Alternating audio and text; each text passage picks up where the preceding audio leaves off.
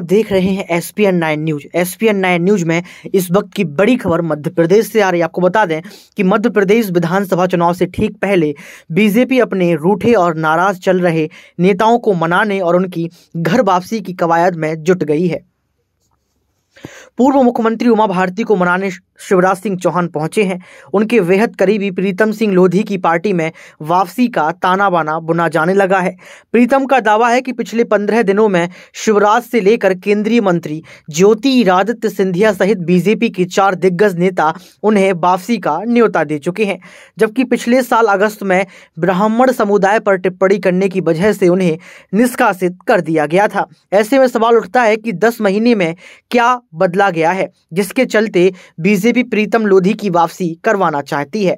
आपको बता दें कि जहां आंतरिक कलह शिवराज सिंह चौहान और सिंधिया का देखने को मिल रहा है, वहीं कमलनाथ ये दावा ठोक रहे हैं कि इस बार कांग्रेस की सरकार। वहीं देखा जाए तो आम आदमी पार्टी जो महज अभी कम समय 10 साल में ही राष्ट्रीय पार्टी बनी है, वो लगातार मध्य प्रदेश की राजनीति में प्रवेश कर चुकी है। तो यहाँ पर अरविंद केजरीवाल कहीं ना कहीं कांग्रेस पार्टी की सेंधमारी करने की तैयारियों में जुट गए हैं। तो देखना ये होगा कि जहां बीजेपी पार्टी नेताओं को जोड़ने का काम कर रही है, तो कांग्रेस और आम आदमी पार्टी का आखिर होगा क्या।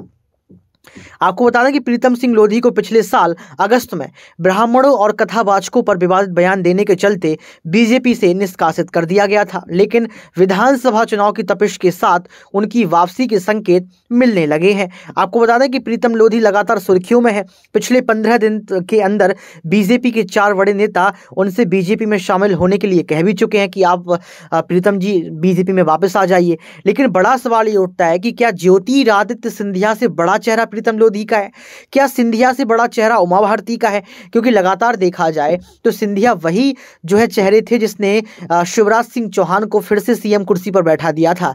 क्योंकि आपको याद होगा कि जो पिछले विधानसभा चुनाव थे, उन चुनावों में कहीं ना कहीं बीजेपी पार्टी हार चुकी थी और शिवराज सरकार हारने के बाद कमलनाथ की सरकार बनी थी। तो यहाँ पर ज्योतिरादित्य सिंधिया 22 विधायकों के साथ बीजेपी पार्टी में शामिल हुए थे। लेकिन सपना था सिंधिया का कि वो सीएम बनेंगे, लेकिन भारतीय जनता पार्टी ने अपने निर्णय शिवराज सिंह चौहान के लिए सुना दिया, यानी कि शिवराज सिंह चौहान को फिर से मुख्यमंत्री बना दिया गया और कहीं ना कहीं इस बड़े पद से और बड़ी कुर्सी से जो है ज्योतिरादित्य सिंधिया अछूते रह गए। लेकिन इस बार का चुनाव दिलचस्प होने वाला है। ये देखना पड़ेगा कि आखिर सीएम की कुर्सी बीजेपी पार्टी किसको देती है, सिंधिया को या फिर शिवराज को। और कमलनाथ जो दावा ठोक रहे हैं कि वो अकेले दम पर पूरा चुनाव लड़ लेंगे, तो क्या कमलनाथ फिर से सीएम बनेंगे? क्योंकि अधूरा सपना कमलनाथ पूरा करना चाहते हैं, क्योंकि कुछ वक्त ही सीएम रहे थे और उसके बाद अपना इस्तीफा सौंपना पड़ा था, क्योंकि कुर्सी शिवराज को वापस सिंधिया ने दिला दी थी। वहीं आपको बता दें कि प्रीतम लोधी ने कहा कि मुख्यमंत्री शिवराज सिंह चौहान से लेकर ज्योतिरादित्य सिंधिया, मध्य प्रदेश सरकार में मंत्री नरोत्तम मिश्रा और भूपेंद्र सिंह जैसे दिग्गज नेताओं से बातचीत हुई है।